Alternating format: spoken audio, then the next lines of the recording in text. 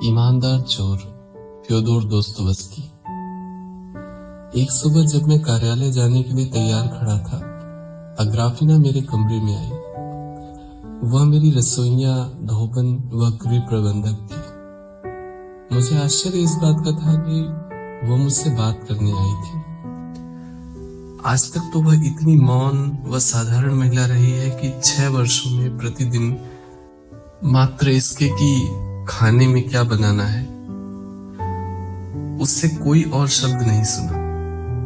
कम से कम मैंने तो नहीं सुना। श्रीमान, मैं आपसे कहना चाहती हूँ कि अचानक उसने कहना प्रारंभ किया कि आप यह कोठरी किराए पर क्यों नहीं उठा देते।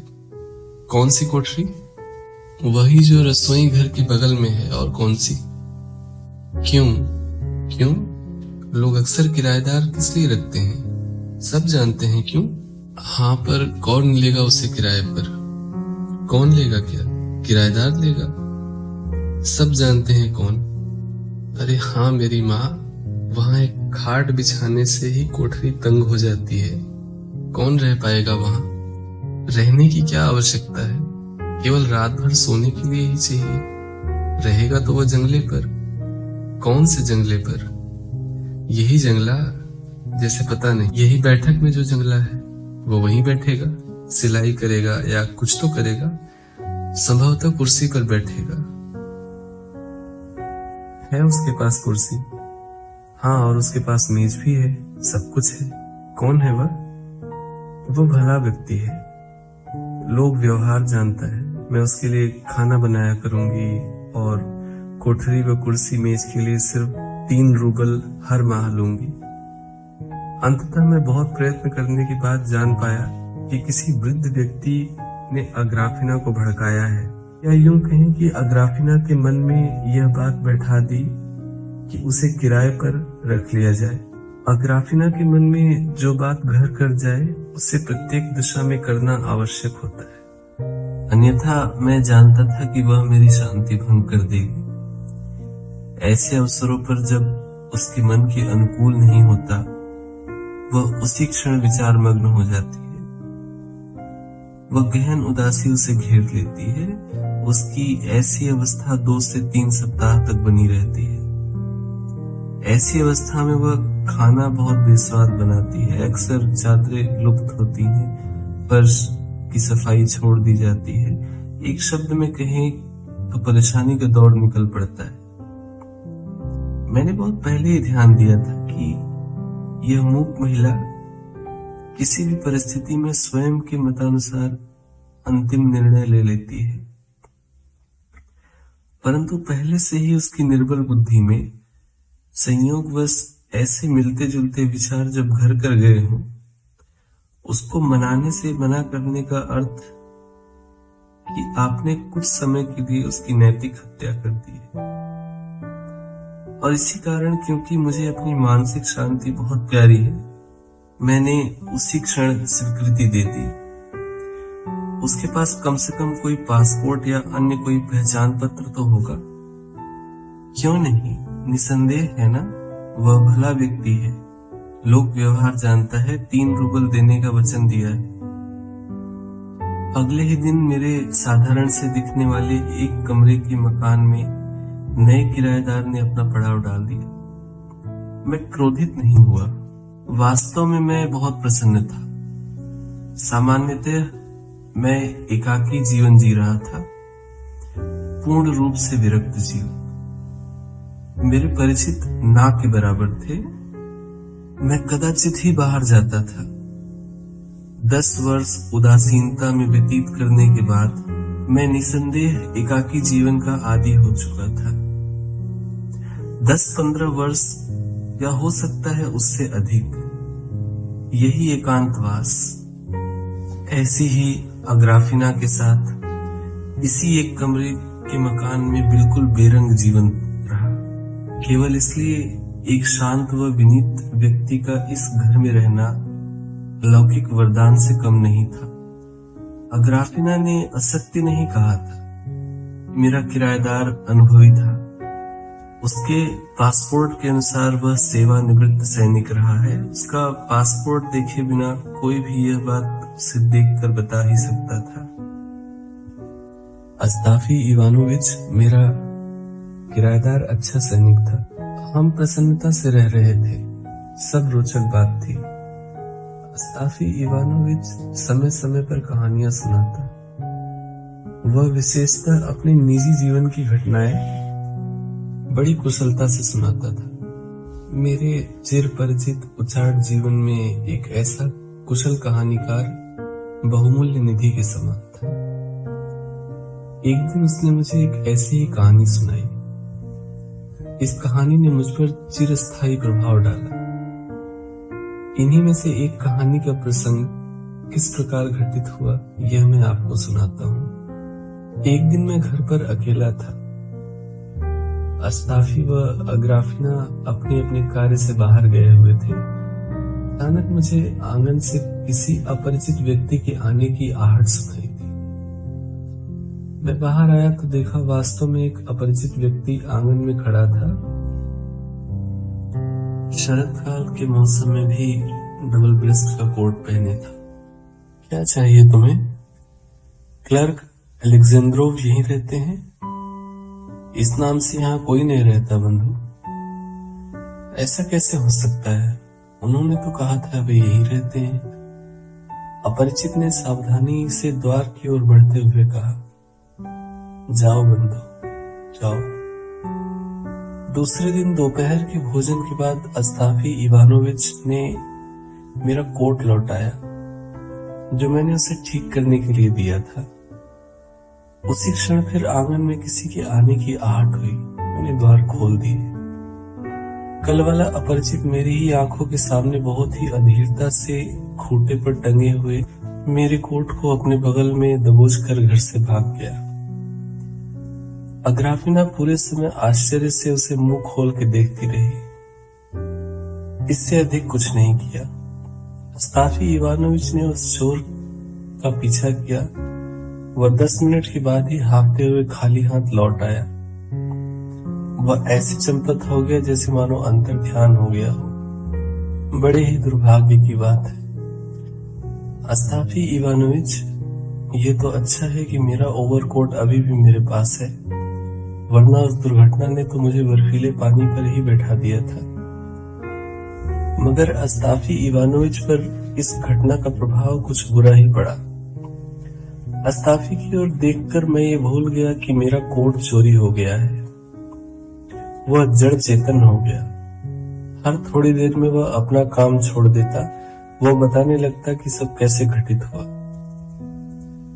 वह जहां खड़ा था उससे 2 गज की दूरी पर उसकी आंखों के आगे ही कोट चोरी हो गया और फिर चोर उसके हाथों से निकल गया। वह अपने काम में जुट जाता और फिर एक बार बताने लगता कहाँ कैसे। अंततः वह द्वारपाल के पास गया। वो उसे सब बताया। अस्ताफी ने द्वारपाल को दोषी मानते हुए कहा कि उसके होते हुए यह वापस घर जाकर अग्राफिना को फटकारने लगा। फिर काम में लग गया और अपने आप बड़बड़ाता रहा। वही पुरानी कहानी दोहराता रहा और जाने क्या क्या। एक शब्द में कहूं तो अस्ताफी काम करना तो जानता था, पर गहमा गहमी भी बहुत करता था। हम मूर्ख बन गए अस्ताफी इवानोविच। मैंने अस्ताफी को सायंकालीन चाय का कप पकड़ाते हुए कहा, इस आशा से कि एक बार फिर कहानी प्रारंभ की जाए तो निरस्ता कुछ कम हो। यद्यपि कहानीकार ने उसे इतनी सच्चाई से सुनाया कि सब हास्यास्पद सा लगे। हाँ, मूर्ख बन गया श्रीमान। वह कोई बाहर वाला निंदनीय है और मुझे स्वयं पर क्रोध आ रहा है। यद्यपि कोट मेरा नहीं खोया, मेरी दृष्टि में चोर से निकृष्ट इस संसार में कोई नहीं है। मुफ्त की वस्तु ले जाता है, वह तो आपकी मेहनत का था। खून पसीना तो बहाया ही था, समय भी लगाया। कमीना कहीं का। बात करने का भी मन नहीं कर रहा। निंदनीय है। आप ठीक है श्रीमान? अपने कोट के चोरी होने का दुख नहीं है आपको? हाँ, सत्य है अस्ताफी इवानोविच। चोर को घुसने देने से अच्छा है कि व्यर्थ की वस्तुओं को नष्ट कर दिया जाए। बिल्कुल दुख होता है जब अपनी कोई वस्तु चोरी होती है। स्वाभाविक है, चोर चोर मौसेरे भाई। एक बार श्रीमान मेरे साथ ऐसा ही हुआ। मेरी भेंट एक ईमानदार चोर से हुई। ईमानदार? अरे चोर भी कभी ईमानदार हुए अस्ताफी इवानोविच?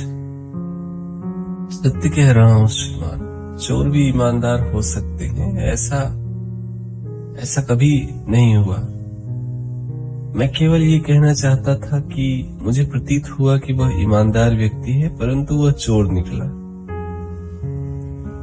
उसकी उस मूर्खता पर बहुत दुख था मुझे।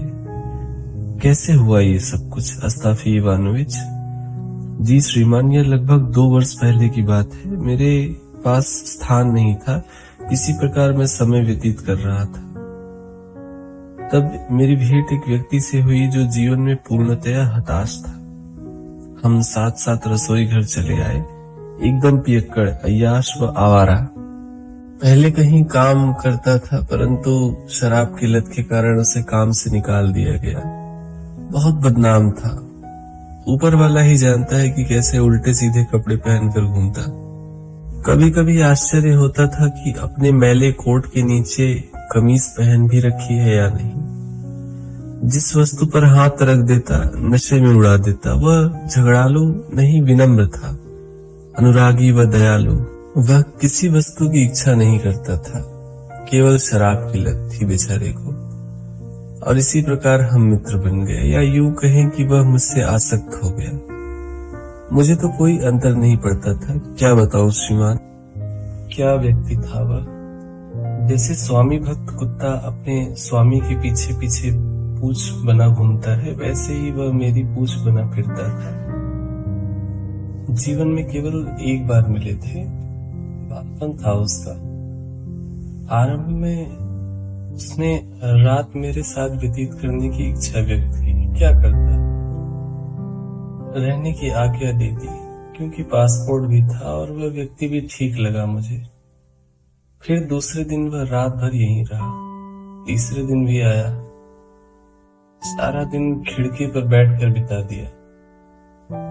इतना होने पर भी रात बिताने के लिए रुक गया। मैं सोच रहा था जोक की तरह चिपक गया है ये तो, इसे खिलाओ पिलाओ और उस पर रात भर रुकने भी दो। निर्धन व्यक्ति की दीनता पर दया आ गई थी और न चाहते हुए भी मुफ्त खोर का दायित्व तो मैंने ले लिया।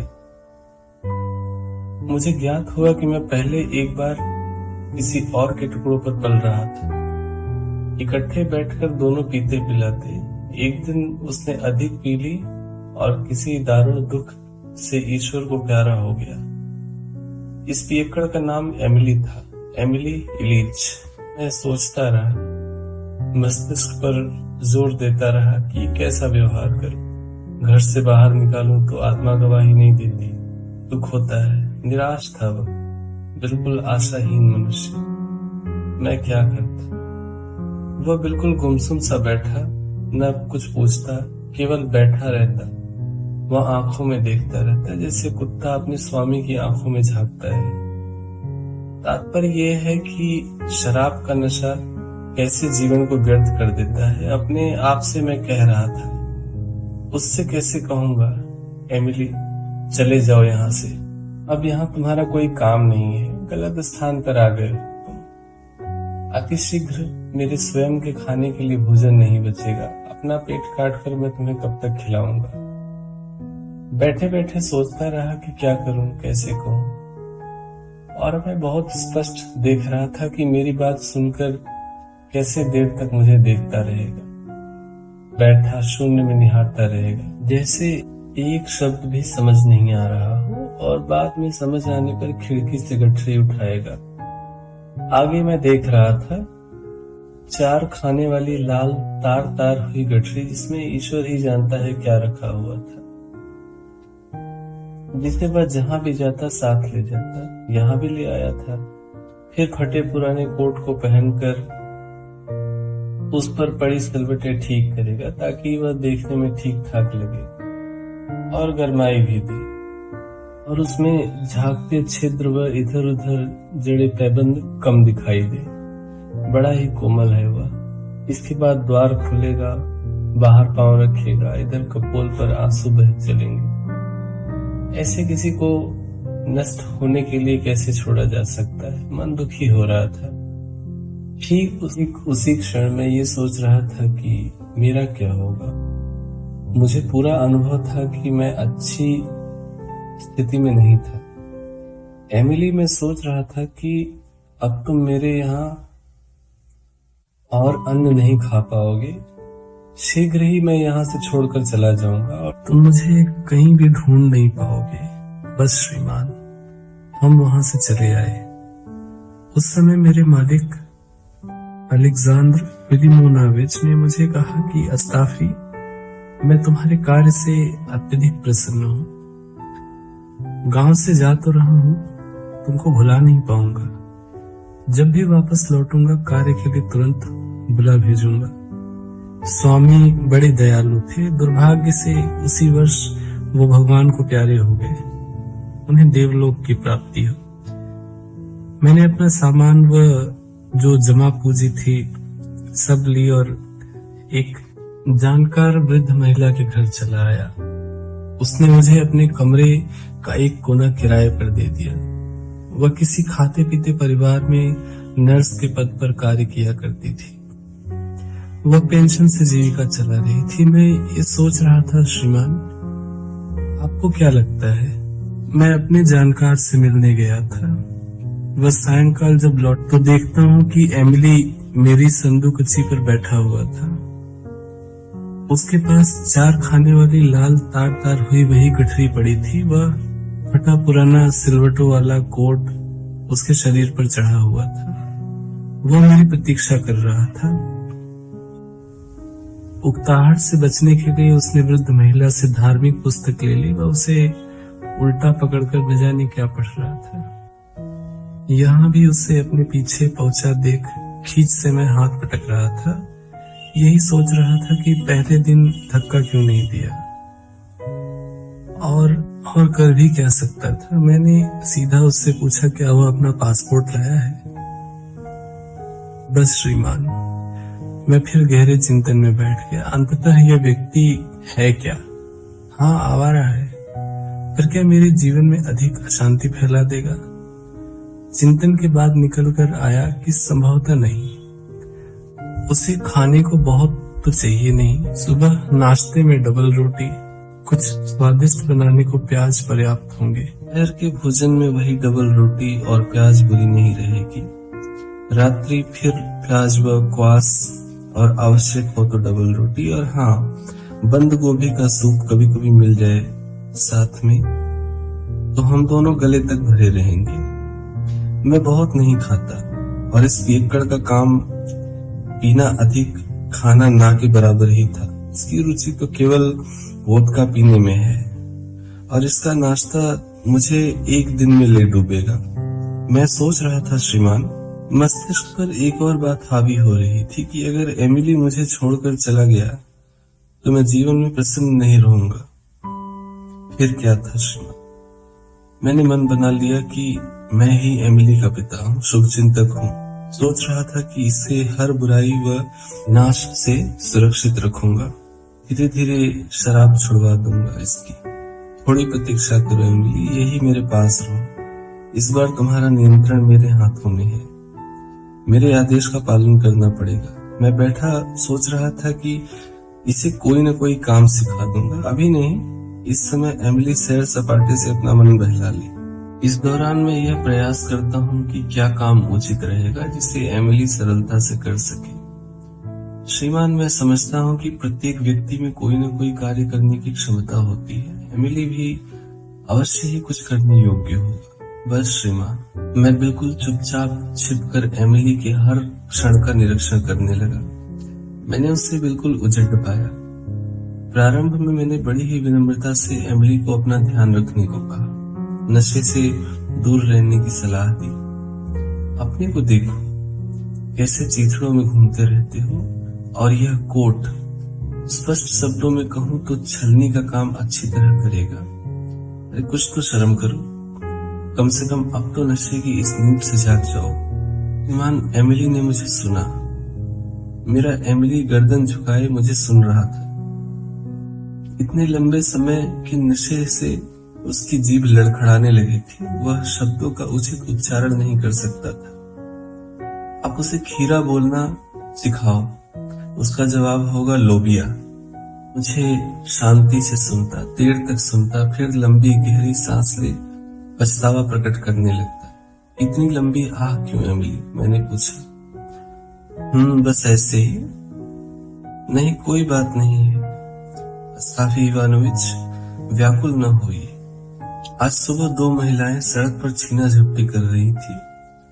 एक ने दूसरे से दलिया झपटते हुए अकस्मात ही करौंदे गिरा दिए, तो उसमें क्या हुआ? दूसरे ने क्रोधित होते हुए पहली की दलिया छीन ली, वह सारे करौंदे गिरा दिए। केवल गिराए ही नहीं, अपितु पैरों तले रौंदने भी लगी। तो क्या हुआ एमिली इलिच? नहीं, कुछ नहीं अस्ताफी इवानोविच, मैं तो बस ऐसे ही। कुछ नहीं, सब बस ऐसे ही। मुझे लगता है एमिली, मेरे अपने एमिली, तुम नशे व आवारापन ने तुम्हारी मति भ्रष्ट कर दी है। और एक दिन ताल्लुकदार के हाथों गोरखवा स्ट्रीट या साधवा स्ट्रीट पर कुछ नोट गिर गए। एक व्यक्ति ने देख लिया और बोला मेरा सौभाग्य। तभी दूसरे ने भी नोट देख लिया और बोला नहीं, ये मेरा सौभाग्य है, पहले मैंने देखा था। बहुत हो गया एमिली। और वो दोनों आपस में लड़ पड़े अस्ताफी इवानोविच। तभी वहां एक सिपाही आ पहुंचा। उसने नोट उठाया व ताल्लुकदार को दिया।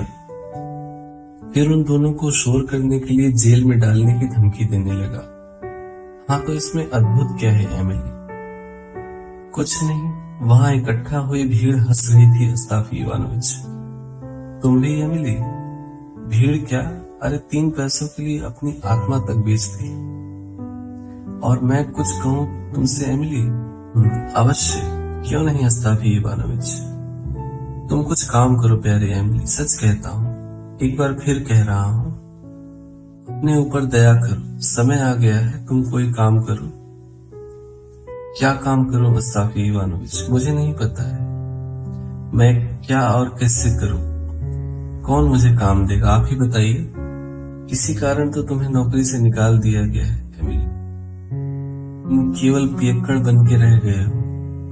हाँ, तो वो ब्लास्को जो मधुशाला में काम करता है, आज कार्यालय बुलाया था अस्ताफी इवानोविच। क्यों बुलाया था उसे? मैंने पूछा। यह मुझे तो नहीं पता, मेरा अर्थ है कि उसकी आवश्यकता होगी तभी बुलाया होगा ना अस्ताफी इवानोविच। ओ एमिली संग मैं भी सोच रहा था कि हम दोनों ही डूब जाएंगे। ईश्वर ने हमारे पापों का यही दंड दिया है। मुझे कोई बताए कि ऐसे व्यक्ति के साथ क्या किया जाए। चतुर बहुत है यह व्यक्ति। उसने मुझे सुना, बहुत सुना। जब इस सब से उबने लगता, उस क्षण वह मुझे अत्यधिक क्रोध में देखता हुआ अपना कोट उठाता और वहां से चला जाता। फिर तो वह सांझ तक ईद का चांद हो जाता। देर शाम को लौटता तो नशे में धुत होता। किसने उसे पिलाई, कहां से पैसे आए, केवल ईश्वर ही जानता है। मेरा इसमें कोई दोष नहीं है। नहीं एमिली, ऐसा नहीं चलेगा। सिर पर मत चढ़ो, बहुत नशा कर लिया तुमने एमिली। नशे का आप अंत करो। दूसरी बार जो मैंने तुम्हें नशे में देखा तो रात सीढ़ियों पर बिताओगे, याद रखना। घर में घुसने नहीं दूंगा।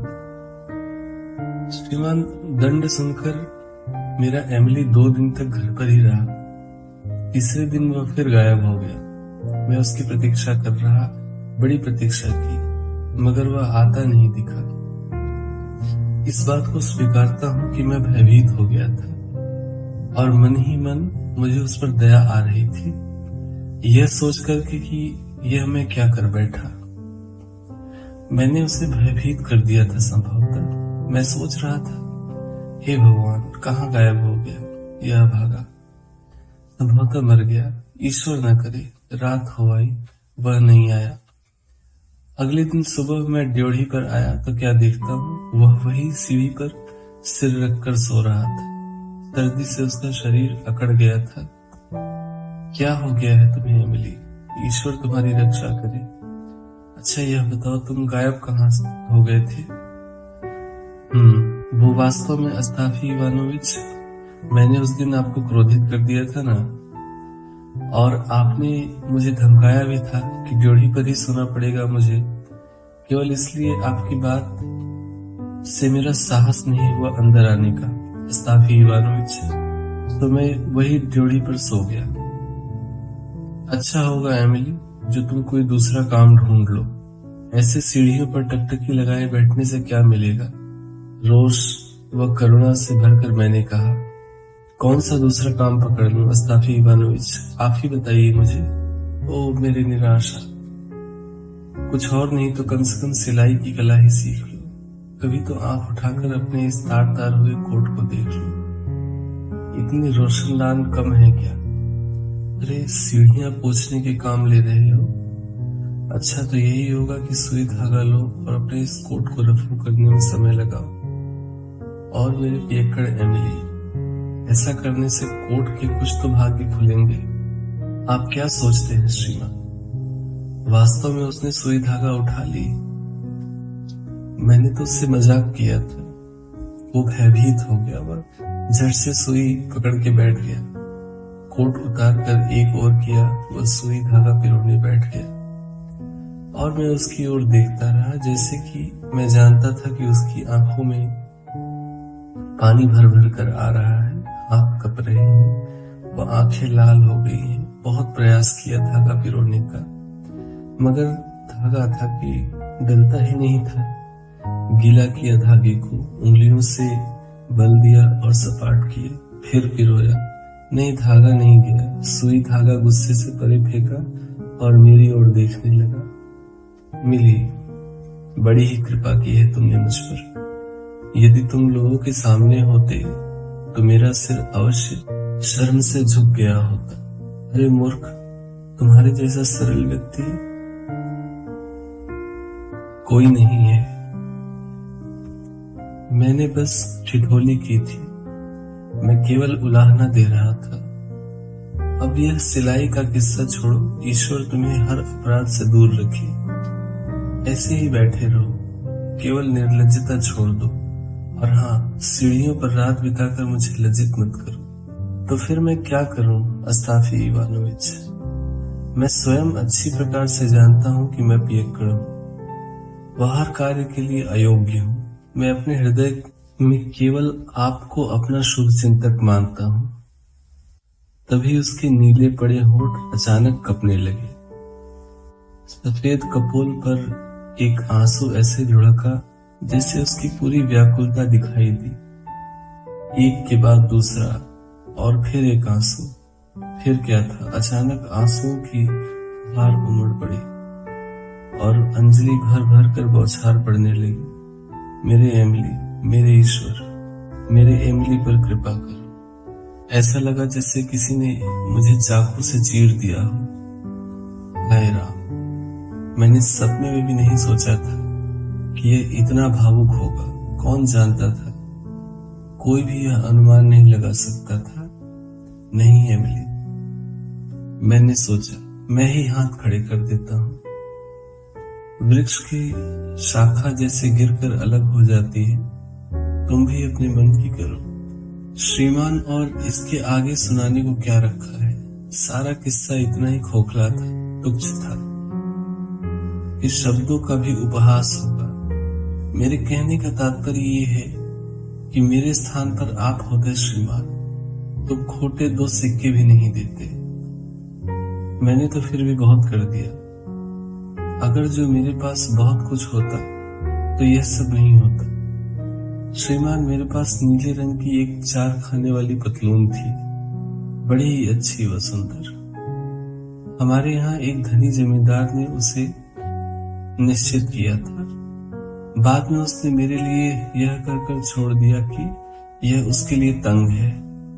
केवल पतलून मेरे हाथ में यूं ही टंगी रह गई।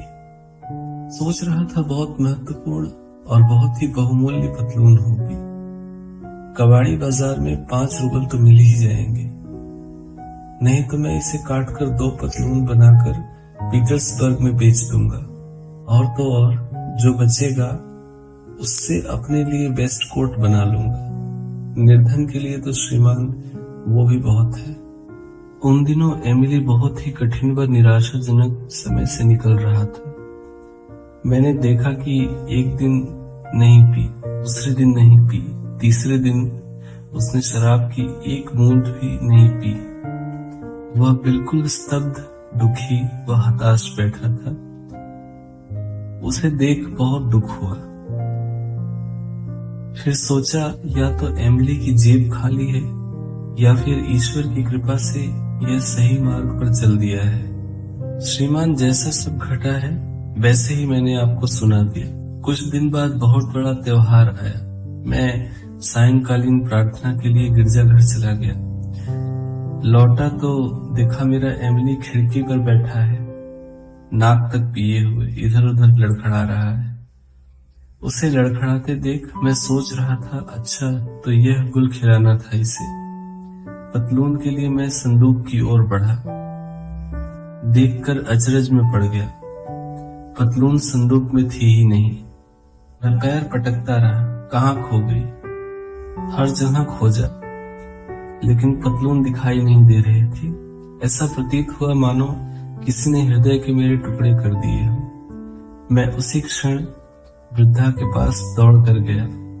उसे ही अपराधी मानकर दोष देता रहा। हालांकि एमिली का इस तरफ पीकर झूमना ही अपने आप में बहुत बड़ा प्रमाण था। मेरा मन फिर भी यह मानने को तैयार नहीं हुआ। नहीं, वृद्धा बोली, ईश्वर आपका कल्याण करे श्रीमान।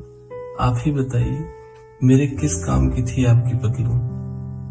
अरे मेरी स्वयं की स्कर्ट कुछ दिनों से गायब है। जब से आपका अपना यह आया है ना, तब से ही खो रही है। अर्थात मैं नहीं जानती, मैंने नहीं देखा। कोई आया था यहाँ, मैंने पूछा कौन आया था, कोई नहीं आया था, मेरा मित्र भी नहीं। मैं पूरा समय यहीं थी, घर पर। हाँ, एमिली इवलीच कुछ देर के लिए बाहर गया था, परंतु शीघ्र ही लौट आया। वहां बैठा है, उसी से यह सब पूछो ना। एमिली से पूछा, तुम्हें कोई आवश्यकता तो नहीं पड़ी मेरी नई पतलून लेने की? वही जो जमींदार साहब ने बनवाई थी। नहीं अस्ताफी इवानोविच, मैंने नहीं ली। ऐसे कहाँ चली गई? मैं सोच रहा था, फिर से ढूंढने में जुट गया। इधर उधर देखा, मगर कहीं नहीं मिली। और एमिली अपने संसार में मग्न खिड़की पर बैठा झूम रहा था। श्रीमान, मैं एमिली के सामने संदूक के पास बैठ गया। तभी मैंने एमिली को कनखियों से देखा। उसे देखते ही मुझे आभास हो गया। मैं सोच रहा था कि कितना मूर्ख हूं मैं। यह सोचते ही मेरा हृदय मानो राख हो गया, चेहरा तक क्रोध से भर गया।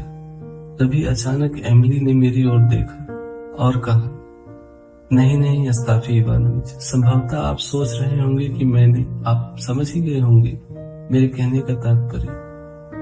मैंने आपकी पतलून नहीं ली, तो फिर कहाँ जा सकती है मेरी पतलून? तुम ही बताओ एमिली लीच। मैंने तो बिल्कुल भी नहीं देखी अस्ताफी इवानोविच। सही कहा एमिली लीच। कहने का तात्पर्य यह हुआ कि मेरी पतलून अपने आप उठी और गायब हो गई। हो सकता है अस्ताफी इवानोविच वो अपने आप ही गायब हो गई हो। मैंने जैसे सुना और प्रश्न किए बिना खिड़की की ओर आकर लालटेन जलाई व अपना सिलाई का काम करने बैठ गया। उसने मेरे नीचे वाले तल पर रह रहे सरकारी क्लर्क की बंडी की नए सिरे से मरम्मत करने का काम लिया हुआ था। मैं स्वयं क्रोधित हो रहा था। वह सीने में कहीं दुख भी पनप गया था। संभवतः इसे व्यवहार में लाना मेरे लिए बहुत सरल हो जाता, जो मेरी पूरी अलमारी भी जलकर राख हो गई होती।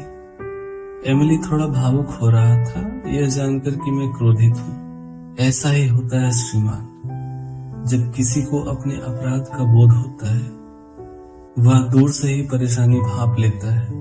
बिल्कुल वैसे ही जैसे तूफान आने से पहले आकाश में उड़ते पक्षी को आहट हो जाती है। और आप जानते हैं अस्ताफी इवानोविच, एमिली बोला। उसकी आवाज कप रही थी। आज आंतीप प्रोखरिच, अरे वही चिकित्सक, आज उसने उस विधवा से शादी कर लिया है। मैंने उसकी ओर देखा, संभवतः आवश्यकता से अधिक क्रोध से देखा, जिससे वह समझ गया। देखता हूं वो उठकर चारपाई की ओर बढ़ा और उसके निकट आकर ढूंढने लगा। अपने आप से बड़बड़ा रहा था, नहीं यहाँ भी नहीं है, कहाँ जा सकती है, दुष्ट जाने कहाँ खो गई, मेरी समझ से बाहर था ये सब। तभी देखता हूँ वह चारपाई के नीचे उकड़ू बैठ गया। मैं अब और सहन नहीं कर पाया। कहो एमिली इलीच, मैंने पूछा, क्या कहना चाहते हो, यह उकड़ू क्यों बैठे हो? मैं केवल यही देख रहा था अस्ताफी इवानोविच, हो सकता है ये यहाँ पड़ी हो, परंतु आप इतना कष्ट क्यों उठा रहे हैं श्रीमान? मैंने बड़े ही क्षोभ से कहा, क्या आवश्यकता है आपको मेरे जैसे निर्धन के लिए, इस तुक्ष के लिए? आप बीच में क्यों पड़ते हैं? अकारण ही आप क्यों व्याकुल हो रहे हैं इतना? नहीं, वो बस अस्ताफी इवानोविच, मैं तो कुछ नहीं, यही देख रहा था, संभवतः ढूंढने से इधर उधर मिल ही जाए। इधर सुन मुझे एमिली इलीच, क्या हुआ, कहिए आप अस्ताफी इवानोविच। तुमने ही मेरी पतलून चुराई है ना, जैसे वह चोर व ठग जो मेरी ही रोटी नमक के लिए मुझ पर ही एहसान जता रहा था। मेरे क्रोधित होने का तात्पर्य यह है श्रीमान कि क्या उसे आवश्यकता थी मेरे लिए कष्ट उठाए? नहीं नहीं अस्ताफी इवानोविच, वह चारपाई के नीचे जैसे औंधे मुंह पड़ गया वैसे ही पड़ा रहा, देर तक पड़ा रहा, फिर बाहर निकला। देखता हूँ कि एकदम स्पष्ट दिखाई पड़ रहा था, बिल्कुल सफेद चादर सा।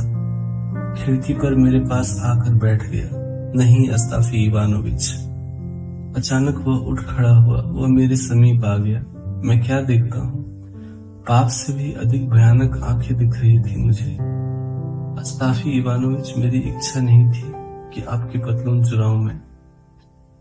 वह सिर से पांव तक कप रहा था, ललकारते हुए अपने सीने की ओर उंगली कर रहा था, और स्वर तो उसका ऐसे कप रहा था श्रीमान कि मैं स्वयं घबरा कर वहीं खिड़की से मानो चिपक गया। ठीक है एमिली इलीच, जैसा तुम चाहो, मुझे क्षमा करना, मैं ही मूर्ख ठहरा। मैंने तुम्हें झिड़क दिया, आरोप लगाए, पतलून को मारो गोली, जाने दो, उसके बिना भी जीवन चल जाएगा। भगवान का धन्यवाद है, हाथ में मेरे पास हुनर है, चोरी करके नहीं जिएंगे और बाहर जाकर किसी निर्धन अपरिचित व्यक्ति से भिक्षा भी नहीं मांगेंगे। 2 समय का भोजन तो अर्जित कर ही लेंगे। एमिली मुझे सुनता रहा, मेरे सामने देर तक खड़ा रहा। फिर देखता हूँ बैठ गया। बस ऐसे ही बैठे बैठे सांझ तक मैं बिता दिया, टस से मस नहीं हुआ। मेरी भी नींद अब उखड़ चुकी थी। वह एमिली ज्यों का त्यों बैठा हुआ था। सवेरे देखा, एमिली अपने उसी फटे पुराने कोट में गठरी बन लेटा हुआ था। अपने अपमान का इतना गहरा सदमा लगा कि रात चारपाई पर बिताने का भी मन नहीं किया। बस श्रीमान, उसी क्षण से वह व्यक्ति मुझे बिल्कुल नहीं सुहाता था, अपितु पहले दिन से ही मुझे उससे घृणा थी।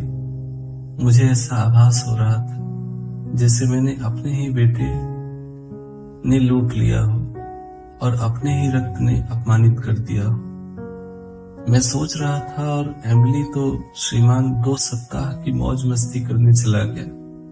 कहने का तात्पर्य है कि सुबह से रात तक पार्श्विक नशे में डूब गया। सवेरे निकल जाता, देर रात तक घर लौटता। 2 सप्ताह एक भी शब्द उसके मुंह से सुनने को नहीं मिला, मानो दुख ने उसे मार दिया या फिर अपने अंतिम समय की प्रतीक्षा कर रहा हो। अंततः उसने पीना छोड़ दिया। संभवतः शराब के लिए फूटी कौड़ी भी शेष नहीं रह गई थी। वह फिर खिड़की पर आकर बैठ गया। मुझे याद है, इसी प्रकार बैठे बैठे पूरा 3 दिन निकाल दिया उसने, एक भी शब्द कहे बिना। अचानक देखता हूँ कि वह व्यक्ति रो रहा है। रो क्या रहा है, केवल आंखों से आंसू के फव्वारे छूट रहे हैं। कितना कठिन है श्रीमान यह देखना कि इतना बड़ा व्यक्ति, वह भी एमिली जैसा, दुख दर्द में रोए। अरे क्या रे एमिली, मैंने कहा। वह केवल सिर से पांव तक कांपता रहा और मैंने उस दिन के बाद आज तक पहली बार ही उससे बात की थी। कुछ नहीं अस्ताफी इवानोविच, भगवान तुम्हारी रक्षा करे एमिली। जो खो गया है सो खो गया है, अब इस बात को दिल से क्यों लगाते हो? उसे इस दशा में देखकर बड़ा दुख हो रहा था। मैं वो बात नहीं है अस्ताफी इवानोविच, मैं कुछ काम करना चाहता हूँ। किस प्रकार का काम है मिली? कोई भी काम चलेगा। संभवतः जो नौकरी में पहले करता था उसके लिए मैं अपने पहले मालिक से भी मिला था। आपको क्रोधित करना मुझे बिल्कुल भी अच्छा नहीं लगता। मैं अस्ताफी इवानोविच कोई न कोई काम अवश्य ढूंढ लूंगा। वह आज तक जो आपने मेरे लिए किया है वह सब लौटा दूंगा। नहीं एमिली, ऐसा क्यों सोचते हो? अच्छा चलो यूं मान लो तुमसे एक पाप हो गया। जो हुआ बहुत हुआ, अब यह सब भूल जाओ। उस सबको शैतान अपने संग ले जाए। चलो हम फिर पहले की तरह ही रहेंगे, जैसे कभी कुछ हुआ ही नहीं था। ये अस्ताफी इवानोविच, संभवतः आप वही संकेत कर रहे हैं, पर मैंने आपकी पतलून नहीं ली है। जैसी तुम्हारी इच्छा है मिली, ईश्वर तुम्हारी रक्षा करे। नहीं अस्ताफी इवानोविच, स्पष्ट रूप से अब आपके साथ नहीं रह सकता हूँ, मुझे क्षमा करें। ईश्वर तुम्हारे साथ है। बताओ कौन तुम्हारा अपराधी है? क्या मैं तुम्हें बेघर कर रहा हूँ? नहीं, यह बात नहीं है। मुझे जाना ही होगा अस्ताफी इवानोविच। इसका अर्थ यह है कि वह दुखी हो गया। यह बात उसके मस्तिष्क में बैठ गई थी। मैंने उसे वास्तव में ही उठकर खड़े होते हुए देखा। अपने कंधों पर उसने वही फटा पुराना कोट भी डाल लिया। कहाँ जा रहे हो एमिली? अपनी बुद्धि व विवेक को सुनो। क्या कर रहे हो तुम? अंत में जाओगे कहाँ? नहीं, अब विदा लेता हूँ अस्ताफी इवानोविच। मुझे और नहीं रोकिए, मुझे प्रायश्चित करना होगा। और आप भी अब वैसे नहीं रहे।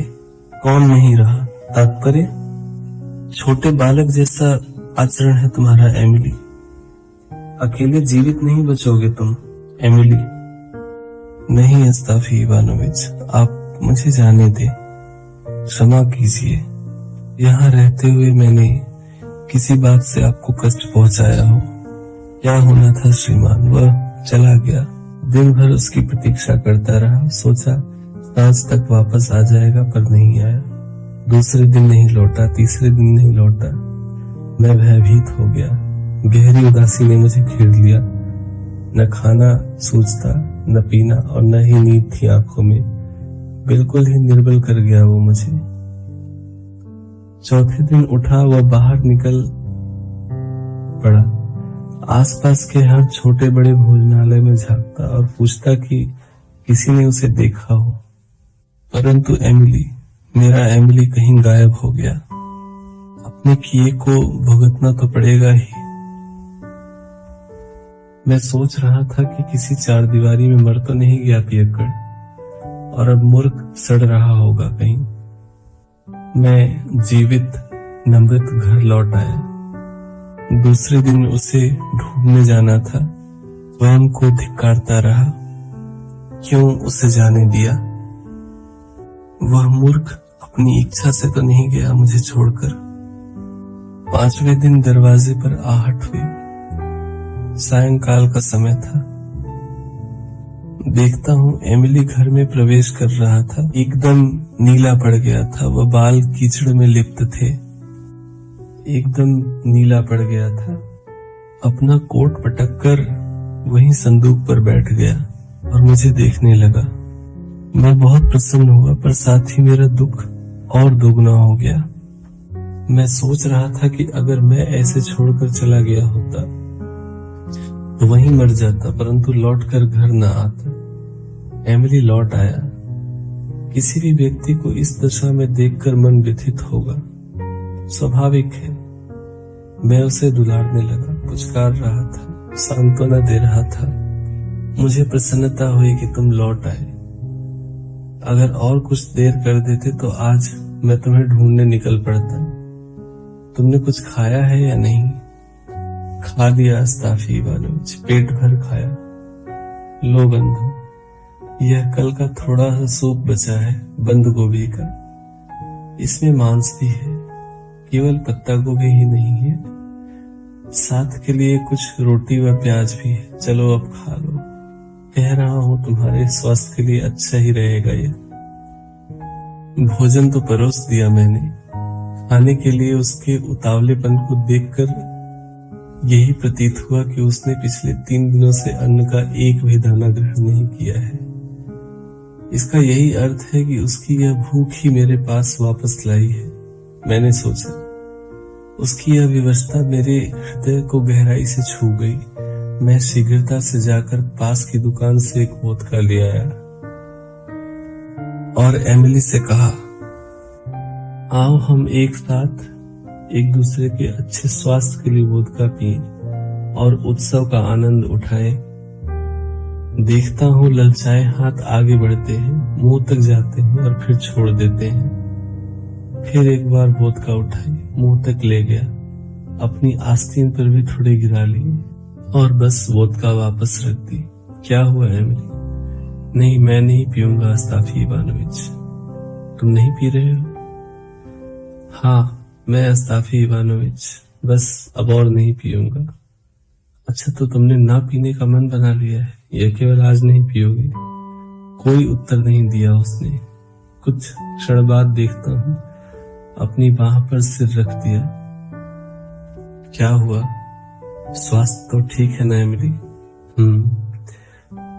स्वास्थ्य कुछ ठीक नहीं लग रहा अस्ताफी इवानोविच। मैंने उसे उठाया व बिस्तर पे लेटा दिया। उसका दुबलापन सच कह रहा था, माथा तप रहा था और वह स्वयं भी ज्वर से कप रहा था। मैं पूरा दिन उसके पास बैठा रहा। सांझ तक उसका स्वास्थ्य और बिगड़ गया। मैं उसके लिए जौ का पेयजल बनाकर लाया, उसमें मक्खन व प्याज डाली, वह ऊपर से रोटी भी डबल करके ले आया। उसे खाने के लिए दिया और कहा संभवतः वह अच्छा अनुभव करेगा। सिर हिलाते हुए कहने लगा, नहीं, आज रात भोजन नहीं करूंगा अस्ताफी इवानोविच। उसके लिए चाय बनवाई। अब तक वृद्धा भी बहुत थक चुकी थी, उसने वह भी नहीं ली। किसी भी प्रकार वह अच्छा अनुभव नहीं कर रहा था। स्थिति ठीक नहीं लग रही थी, सो मैं तीसरी सुबह चिकित्सक के पास गया।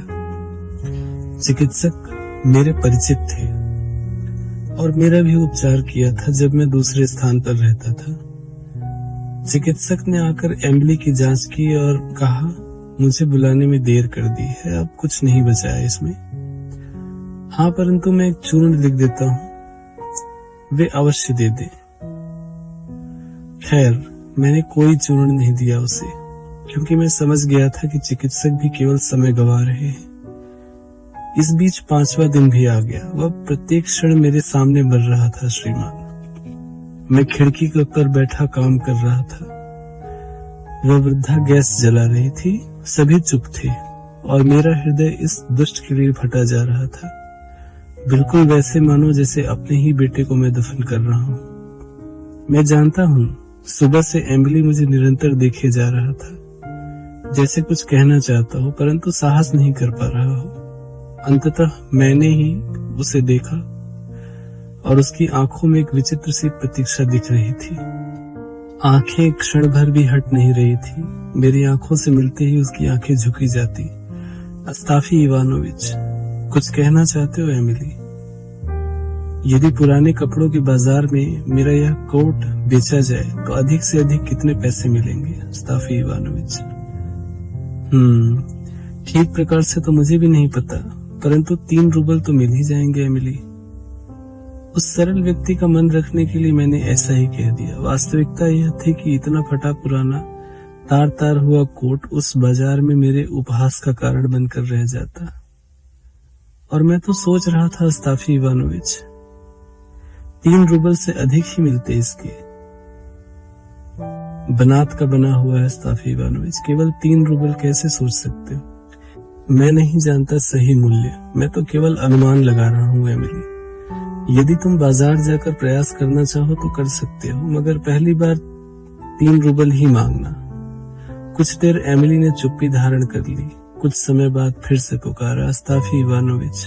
हाँ कहो एमिली। मेरी मृत्यु के बाद आप यह कोट बेच देना। मुझे इसके साथ दफन नहीं करना, मैं इसके बिना भी आराम से रहूंगा। कोट बहुमूल्य है, आपके लिए उपयोगी हो सकता है।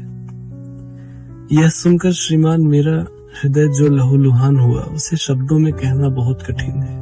अपनी ही आंखों से देख रहा था कैसे मृत्यु से पहले निराशा गहराती जाती है।